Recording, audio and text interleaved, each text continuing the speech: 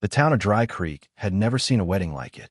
No fanfare, no band, just a sunset, a promise, and a cowboy whose hands had never held more than reins and rifle.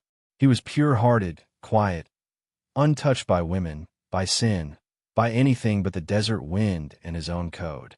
Folks called him Everett. He didn't speak much, but when he looked at her, the whole world softened around the edges. He married her not for name or land, but for love. And that made him the most dangerous kind of man, one with something to lose. She was fire wrapped in grace. Elena, a half-Mexican rancher's daughter who carried herself like dusk, gentle, but impossible to ignore. Her eyes had seen too much. Her heart had been promised too many times by men who broke things for sport. But Everett was different. He didn't ask her to change. He just asked her to stay.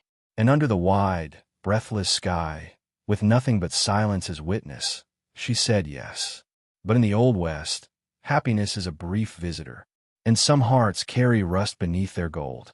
That night, while the couple shared their first vows in the quiet of Camelot Cabin, Everett's brother, Clay, stood outside with a bottle in one hand and bitterness in the other. Clay had always lived in Everett's shadow, angry, reckless, forgotten. And now, watching his younger brother take the only woman he'd ever truly wanted, something in him cracked beyond repair. At dawn, before the coffee even boiled, betrayal rode through the door like a storm. Words were exchanged, guns were drawn, and the man Everett had trusted with every piece of his life shattered it in a single breath. It wasn't just a betrayal of blood, it was a betrayal of belief. Because in the West, where men don't speak their feelings, actions carry the full weight of the heart. And Clay's actions tore through more than family. What happened next would split Dry Creek down its spine. Lines were drawn, loyalties tested, and a virgin cowboy who only wanted peace found himself standing in the ruins of everything he thought was sacred. This is not just a story of love lost. It's a story of what happens when truth bleeds, and when the deepest wounds are carved not by enemies, but by those who once shared your name. The morning after the wedding, the sun rose slow, like it knew something had gone wrong. The light stretched across the wooden floors of the small cabin where Everett and Elena had shared their first night as husband and wife. The warmth still lingered on the pillow beside him, but something in the air felt off, like dust settling after thunder. Everett sat up, rubbed the sleep from his eyes, and reached instinctively for the revolver he hadn't needed to touch in weeks. That day was supposed to be the start of a new life. Instead, it marked the end of everything he thought he could trust. He found Clay on the porch, boots muddy, jaw clenched, eyes wild. Behind him, Elena stood barefoot, her face pale, her eyes red, not from fear, but from disbelief. Clay said nothing, just held up a folded piece of paper, sealed in crimson wax. A land deed, Elena's father's. Sold. Forged. Signed under Clay's name. I did what I had to, Clay muttered, as if betrayal could be softened by tone. But Everett didn't move. He just stared at his brother, the one who used to carry him home from bar fights, now standing like a stranger who'd traded blood for ownership. Elena's voice cracked when she finally spoke. He lied to us both. Her hands trembled. The land was supposed to be ours. A gift for love. But it wasn't love Clay wanted. It never had been. He wanted control. Recognition. He wanted the girl who never looked his way, and the land he felt should have been his by right. And when he couldn't have them honestly, he took them the way desperate men always do, through paper and poison. Everett stepped between them, not as a husband or a brother, but as something else now. His eyes weren't angry. They were heavy, heavy with the weight of realization. That loyalty doesn't always live where you plant it. Sometimes it grows wild in strangers and dies in the people you share your name with. Clay backed away, one hand on his belt, the other holding on to nothing. You can't undo it, he said. The law's on my side. But in the Old West, law and justice weren't always neighbors. And everyone knew it. The town watched from windows as Everett walked down Main Street that morning. Not because of the scandal, but because of the silence that followed him. He wasn't the same man who rode in pure and full of hope. He was a man who had seen the face of betrayal wearing his brother's eyes. And in the West, when a man walked like that, people knew better than to speak his name out loud. The saloon fell quiet when Everett entered.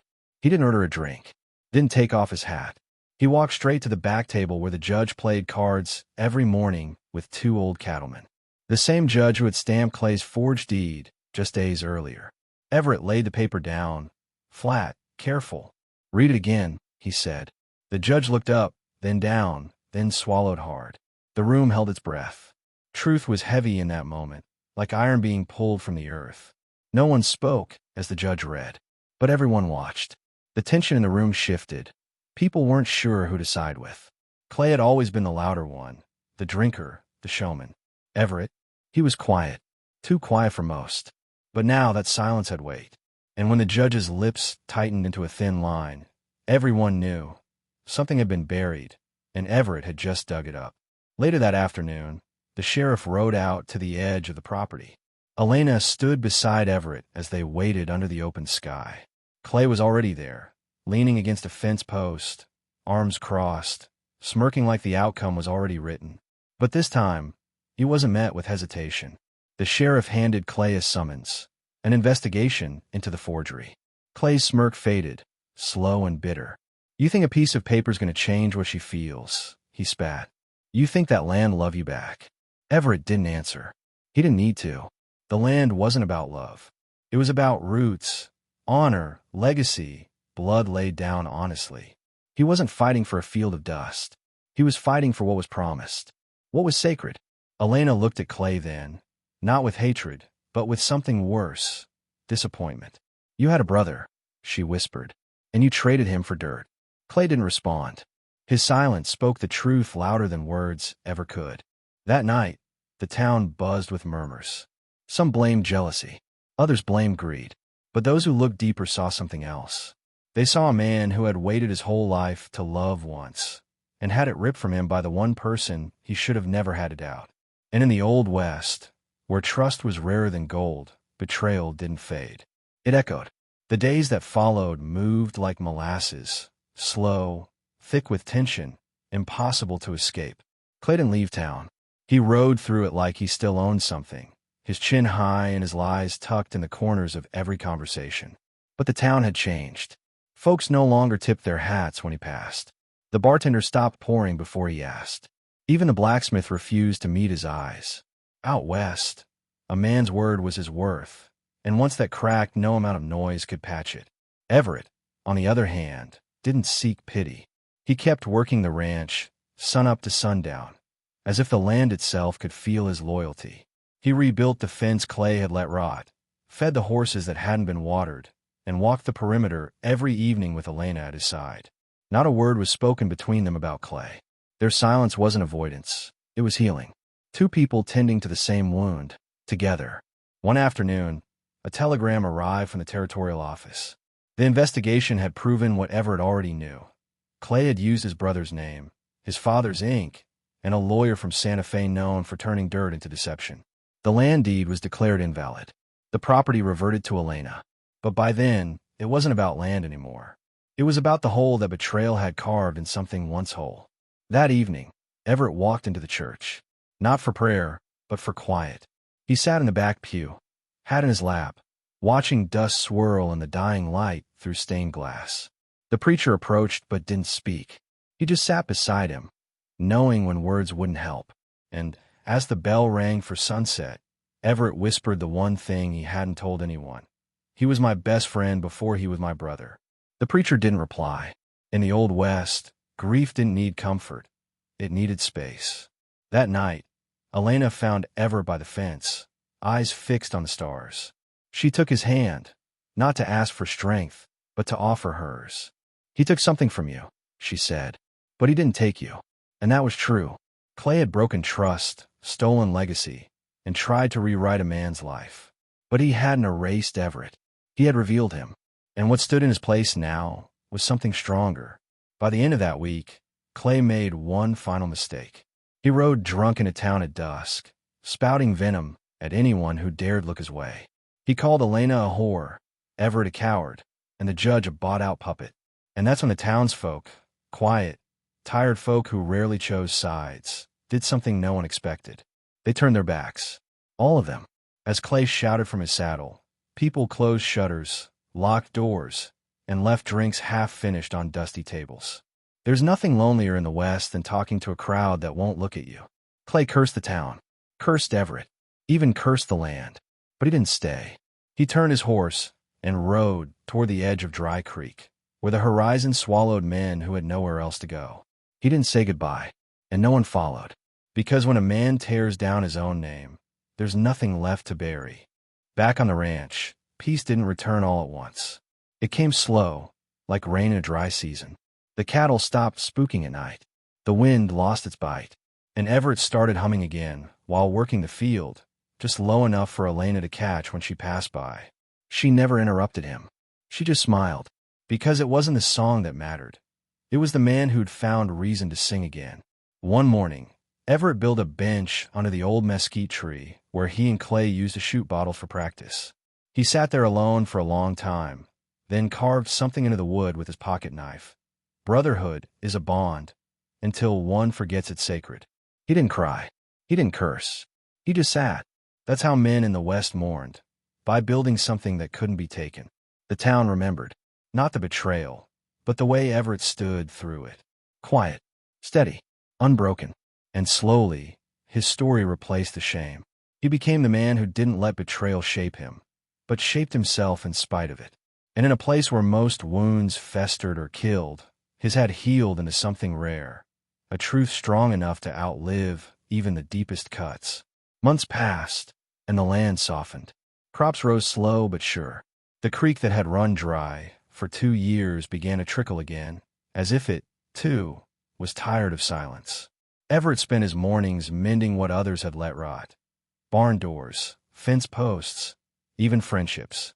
Men who once kept their distance now offered quiet nods at the market.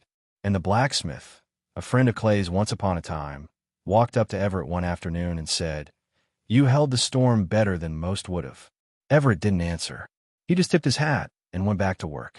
Elena grew strong again, too. Her eyes no longer watched the horizon for threats. She spent time with the schoolteacher, helping the younger girls read. She planted flowers in places Clay had once burned with his temper. And at night, when the porch creaked and coyotes howled in the hills, she leaned against Everett's shoulder, not for safety, but for belonging. They didn't speak much during those moments. They didn't have to. Some bonds grow strongest in silence. One evening, a stranger rode into town, young, dust-covered, and carrying Clay's old saddlebag. He asked for Everett and handed over a note, folded twice and sealed with wax, but not the kind Clay had used for lies. Inside was a single line, written in Clay's rough hand. "I wasn't strong enough to be your brother. I hope you're strong enough to forgive me someday." Everett read it twice, then tucked it into the Bible that sat untouched on the mantel. Not because he was ready to forgive, but because the act of not tearing it up was the closest he'd come to healing. That night, he sat alone under the stars. The wind was gentle, the sky vast, and he whispered a name, Clay, once, just once, into the dark. He didn't say it with anger. He didn't say it with sorrow. He said it like a man honoring a ghost. Because no matter how deep the cut, family in the West wasn't just blood. It was shadow. It followed you, even when it disappeared. And the next morning, Everett rode to the farthest edge of the property and hammered in a final post, the one he'd left unfinished the day after Clay's betrayal. He wrapped wire tight, stood back, and nodded. A full fence, a full circle. The past hadn't vanished, but it had been contained. And in the Old West, that was as close to peace as most men ever got. Dry Creek changed after that, not in big, flashy ways, but in the quiet ones that matter. Folks treated their words with more weight. Fathers taught their sons not just how to shoot straight, but how to keep their promises straighter. And when disputes broke out over cattle or land, people remembered what happened when loyalty was broken and what it cost to restore. Everett had become something more than just a rancher. He was a reminder. That trust, once lost, doesn't return with apologies. It returns with action. The sheriff once joked at the barber shop, "If Everett says the sky is purple, I'll walk outside and look up." That wasn't mockery. It was respect, earned the hardest way possible. Because in a place where too many men were quick to draw and slow to reflect, Everett had chosen the opposite. He held his ground not with bullets, but with principles. And Dry Creek, a town built on grit, quietly shifted its foundation to match.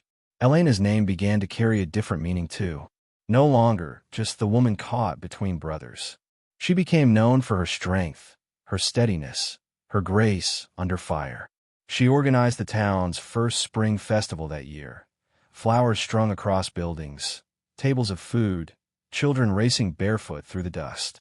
And Everett, quiet as always, stood in the shade with his arms crossed, watching the life he protected come back to bloom.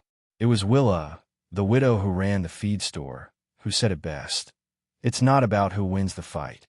It's about who survives the aftermath with dignity intact. And Everett had done just that. He hadn't retaliated, hadn't thrown punches when betrayal begged for blood. He rebuilt instead. He stayed. And that made him rare in a world where most men left when the past got too loud. So when a traveler passed through and asked the saloon keeper, "What's there to know about this place?" the old man simply pointed to the ranch on the ridge and said, "Go ask Everett Crane. He won't talk your ear off, but if you listen real close, you'll learn what honor sounds like." And out in the Old West, that was the kind of reputation no money could buy. Summer rolled in with a dry heat that cracked the ground and tested the patience of every rancher in the county. But Everett took it in stride. He rose before dawn, worked the land with quiet precision, and ended each day beside Elena under the same mesquite tree where he'd carved his words months ago. The pain hadn't vanished, but it had dulled into something manageable, like an old scar that only ached when the air shifted just right. One evening, while repairing the south fence, Everett found a small pouch buried beneath a loose post. Inside were 2 silver spurs, Clay's. He recognized them instantly. They had once been their father's, passed down to Clay first. It wasn't the spurs that made Everett pause. It was the fact that Clay had buried them, left them behind. Maybe as shame, maybe as a message. Everett didn't know. But he held them for a long time before walking back to the house and placing them on the mantel beside the folded letter. Elena found him there, staring into the firelight. "He's still with you," she said softly. Everett didn't look away from the flames. "He always will be." She nodded. "But so am I." And for the first time in a long while, Everett turned to her with something like peace in his eyes. Clay's betrayal had carved a hollow place in him, but Elena's love, steady and unyielding, had filled it not with forgetfulness, but with perspective. The town had long since stopped gossiping. What once had been a scandal was now a cautionary tale. And Everett, once known as the quiet virgin cowboy, was now remembered as something greater. The man who had been wronged and had not let it destroy him. Young boys were told his story, not to fear betrayal, but to understand the strength it takes not to let bitterness bloom. Men watched how he treated others, firm, fair without ego. And they learned. By the end of summer, the town council approached Everett with an offer to sit as a community judge in local disputes. No badge, no politics, just trust. He declined the title, but agreed to mediate when called. And from then on, when landlines blurred or tempers flared, folks would say, "Let's hear what Everett Crane thinks." Because they knew he wouldn't give them fire. He'd give them the kind of judgment that had been forged in one. And in a place like Dry Creek, that was the highest law there was. Autumn arrived with golden winds and the scent of mesquite smoke curling through the valley. The ranch was quiet, peaceful, just the way Everett liked it. Cattle fed in the distance, horses grazed, and Elena prepared for the harvest gathering, a tradition her family had nearly lost during the hard years. But now, with the land back in her name and the pain of betrayal no longer fresh, it felt right to celebrate again. Not just the crops, but the life they had rebuilt. On the morning of the festival, Everett pulled out the old rifle Clay had gifted him years before everything went wrong. It had sat untouched in the barn, wrapped in oilcloth and silence. He cleaned it slowly, every motion careful, almost reverent, not because he planned to use it, but because it had been part of their shared past, and he was finally ready to honor it without bitterness. That was the difference now. He could remember without bleeding. Children raced through the fields that afternoon, their laughter echoing like a hymn. Elena danced once, just once, with Everett near the fire. He was stiff, awkward as ever, but she smiled like he was the only man left in the world. Around them, friends gathered, not just out of tradition, but out of respect. There wasn't a single person in Dry Creek who didn't carry a piece of Everett's story in their chest, whether they spoke it or not. As the sun dipped low, Everett stood beside the tree again. He placed one hand on the carving he'd made so long ago. Brotherhood is a bond, until one forgets it's sacred. He ran his fingers over the word slowly, then added a second line beneath it with his pocket knife. But some scars make better roots than clean skin ever could. He didn't explain it. He didn't need to. The tree would remember. And that night, under a sky full of stars and stories, Everett sat with Elena on the porch, her head on his shoulder, the fire dying low. He had lost a brother. He had nearly lost himself. But somehow, through it all, he had found something rarer than gold. The kind of peace that only grows when love is tested, when loyalty is shattered, and when a man chooses to rebuild anyway. And in the Old West, where stories fade like smoke, Everett Crane's was one that would not be forgotten. Winter crept into Dry Creek, soft and slow, covering the hills with frost and drawing folks closer to hearths and stories. The town had settled into a rhythm again, but it wasn't the same one as before. It was steadier now, quieter, the kind of quiet that follows a storm survived, not erased, the kind that comes when wounds are no longer bleeding, but still remembered. And in the middle of it all, Everett Crane kept doing what he'd always done. He stayed. He wasn't the kind of man to talk about legacy. He didn't speak of lessons or fate. But the children watched him closely. They saw how he treated the land like something alive, how he handled animals with a gentleness that felt older than language. They saw how he never raised his voice, yet no one doubted his presence. And more than anything, they saw how he carried pain, dignified, quiet, and without bitterness. That was the kind of man the West didn't just respect. It remembered. Clay's name was spoken less and less, not out of shame, but out of grace. Everett never erased his brother's memory. He just didn't let it rule the room. The spurs still rested on the mantel. The note stayed tucked in the Bible. And every so often, Everett would ride out alone, to the far ridge where he and Clay used to race Mustangs when they were boys. He didn't go to mourn. He went to breathe. Because out there, where the wind was clean and the land hadn't been touched by lies, he could remember the parts of Clay that hadn't been poisoned by envy. Elena stood by him through it all, her presence as steady as the morning light. She never pushed, never asked more than he could give. And perhaps it's why he gave her everything. Their love, born in simplicity, had endured more than most men could carry. But it endured not through passion, but through principle, through choosing each other, every day, even after the world had shown them how fragile trust could be. So when a historian came to Dry Creek, asking about the feud between brothers that had nearly split the town, the answer wasn't written in a book. It wasn't found in documents or trial records. It was found in a man still walking that land with quiet steps and clear eyes. Everett didn't need to tell the story. He was the story, and that was the kind of truth the Old West knew how to honor. Spring returned with the promise of new beginnings, and Dry Creek bloomed with color for the first time in what felt like years. The ranch stood tall, fences mended, fields full, and a peace that had taken seasons to earn.